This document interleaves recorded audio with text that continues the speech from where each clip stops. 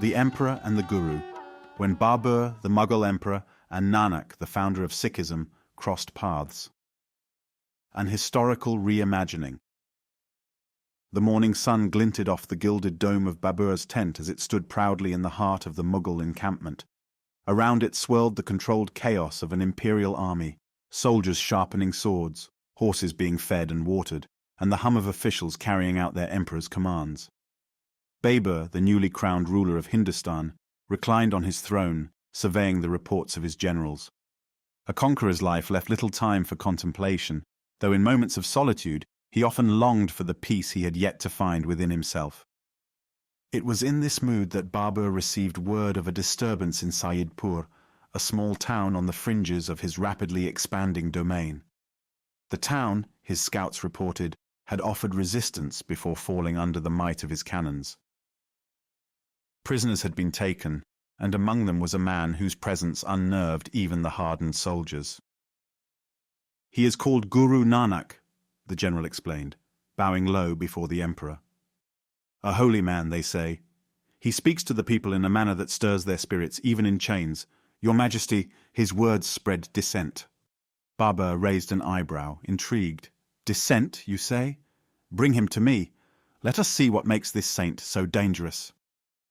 By midday, the camp buzzed with rumors of the Guru's arrival. As Guru Nanak was led into the tent, a hush fell over the assembled courtiers.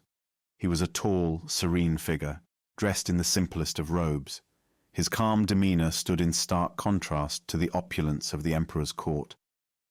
Bhai Mardana, his faithful companion, walked beside him, clutching a small stringed instrument.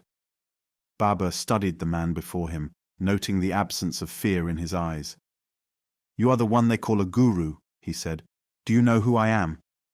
"I know you, Babur," Guru Nanak replied evenly. "You are a king, a conqueror. Yet, like all kings before you, you too are but a servant of the one who rules all creation." Babur's lips twitched in amusement. "Bold words, saint. Do you not fear my power?" Guru Nanak's voice remained steady. "What power, O Emperor? Your cannons can destroy walls, your swords can spill blood, but neither can touch the soul." The Emperor leaned forward, his curiosity piqued. "And what does your soul seek, Guru?" "To awaken those who sleep in ignorance," Guru Nanak replied, "to remind even the mighty that their power is fleeting, that true greatness lies in humility and service." Babur's face darkened. "Humility, you say? You dare lecture an emperor on humility?" "I speak only what is true," said the Guru, his tone unwavering. "Your empire is vast, but its foundation is built on the suffering of the weak. That suffering cries out to the heavens." Babur's fist clenched, but he held back his anger. Instead, he turned to his general. "Take this man to the prison camp. Let him labor like the rest of the prisoners. We shall see if his spirit is as strong as his words." The prison camp was a scene of despair. Men and women, their faces gaunt from hunger, toiled under the harsh sun. Guru Nanak and Bhai Mardana were chained and assigned to grind grain.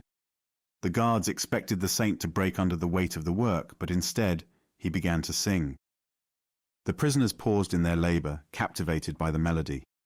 It was not just a song, but a prayer, a hymn that seemed to lift the weight of their suffering. Guru Nanak's song, "None are high, none are low. In the Creator's eyes, all are one. Kings and beggars walk the same path, returning to the dust from which they come." Even the guards were moved, though they quickly barked orders to silence the prisoners. Bhai Mardana whispered, "Master, your song has softened even these stone-hearted men." Guru Nanak smiled faintly. "The light of the divine is in every heart, Mardana. Sometimes it just needs a song to awaken it." The emperor's test. Word of the Guru's strange influence reached Babur. His general spoke with unease. "Your Majesty, the prisoners listen to him as though he were their king. Even the guards are not immune. Perhaps it would be wise to silence him permanently." Babur shook his head. "No. Bring him to me again. Let us see if this saint can prove his holiness under scrutiny." Guru Nanak was summoned back to the emperor's tent.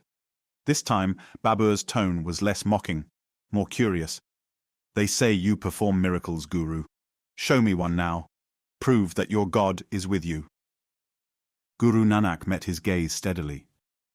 The greatest miracle, O Emperor, is to see the divine in all things.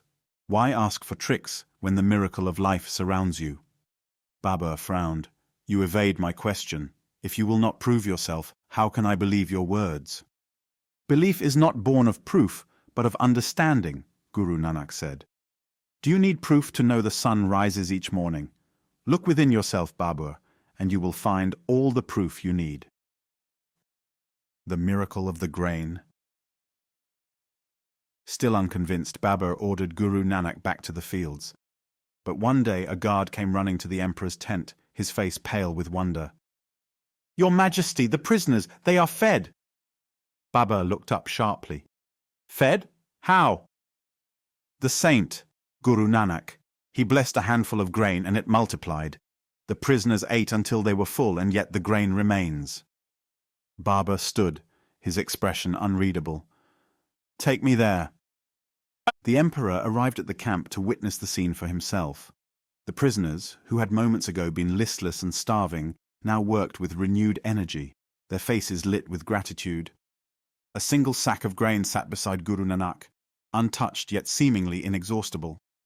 Babur approached slowly. What trick is this, Guru? No trick, O Emperor, Guru Nanak replied. When the heart is pure, even the smallest blessings become abundant. The Emperor's awakening. That evening, Babur summoned Guru Nanak to his private chambers. For the first time, the Emperor spoke not as a ruler, but as a man. Guru, I have spilled blood to build this empire. I have burned villages and enslaved people. Tell me, is there redemption for a man like me? Guru Nanak's eyes softened. The path to redemption is always open, Babur, but it is not an easy one. Rule with justice. Use your power to uplift, not oppress. The Creator forgives those who turn from darkness toward the light. Babur nodded slowly, the weight of his conquests pressing down on him. And if I fail? Then try again, Guru Nanak said, for the Creator is patient, and each step toward goodness is a step toward the divine. The departure. The next morning, Babur ordered Guru Nanak's release. The prisoners were set free, and the emperor declared that the town of Sayyidpur would be rebuilt. As Guru Nanak prepared to leave, Babur approached him one last time. Your words will stay with me, Guru, he said, but I fear the burden of my crown may prove too heavy. Guru Nanak placed a hand on his shoulder. Remember, Babur, that even a king is but a servant of the Creator. Lead with love, and the burden will lighten. As the Guru and Bhai Mardana walked away, their hymns echoed through the camp. Babur watched them until they disappeared into the horizon, their words lingering in his heart like a seed waiting to grow. Epilogue. In the years that followed, Babur's reign saw glimpses of the compassion Guru Nanak had inspired. Though still a conqueror, the emperor began to temper his rule with justice, leaving behind a legacy not just of power, but of humanity. Guru Nanak continued his travels, spreading his message of unity and love, a light that would endure long after the empires of men crumbled into dust.